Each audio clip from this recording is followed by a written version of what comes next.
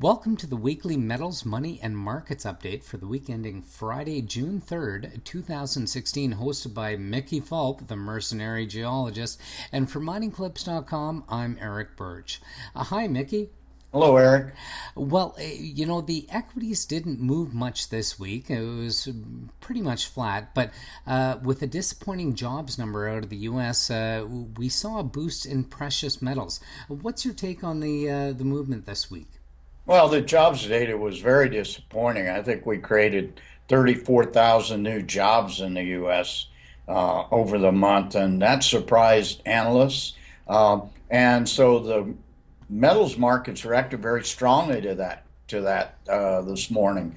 Gold, which mucked around 1,200 to 1,210 for the entire week, was up 2.5% today, closed at 1,243. The other precious metals did not move nearly so drastically. Copper is an interesting situation. I looked at the forward curve for the next year, and it's negative. And that essentially means copper's in backwardation for the next year, and that's very negative for at least the short-term view on copper.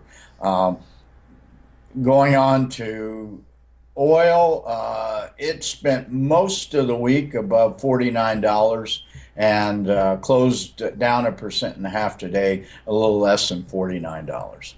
Right, right. And moving on to currencies, again, I think it's mostly the jobs report that was issued today, but we saw the U.S. dollar decline this week as well. Well, it dropped 2%, but that all happened today. It started this morning when New York opened at 8 a.m. and the markets reacted very strongly, especially the currency market. So let's look at it. Gold up 2.5% today, and the dollar was down 2%, closed at a little less than 94. Now, I did my end of month review a couple of days ago, and it was pushing 96 at that point. So the euro was up 2%. Canadian dollar was up only 0.7%, but closed the week at 0.77.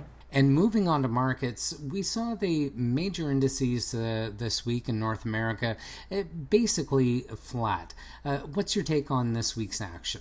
Well, it's pretty boring out there in the major U.S. markets. The Dow was up a little bit yesterday on anticipation of a positive jobs report. When that came in very negative, it gave back what it gained, but it essentially finished the week half down 0.5%, a little bit above 17,800.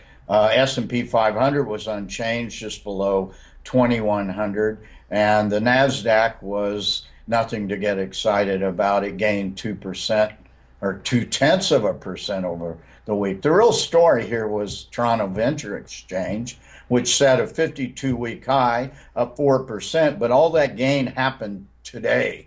It was actually down for the week or flat as of yesterday. And with the rise in gold, the gold equities no doubt led the Toronto Venture Exchange to its 52-week high of 694. But we've got to keep in mind that's still 70% off its high in 2011. And the reason it hit 52-week high really is because a year ago we were approaching the summer doldrums and that market was really starting to go down. One thing that's interesting to me, the emerging markets index on the bad U.S. jobs report was up a whopping 7% today. That's something we don't cover on a weekly basis, but it's something that I do look at on a monthly basis.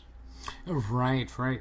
Well, it's been an interesting end to the week of trading, and I thank you for your analysis this week, Mickey, and looking forward to checking in with you next week. Okay, Eric. Okay, take care.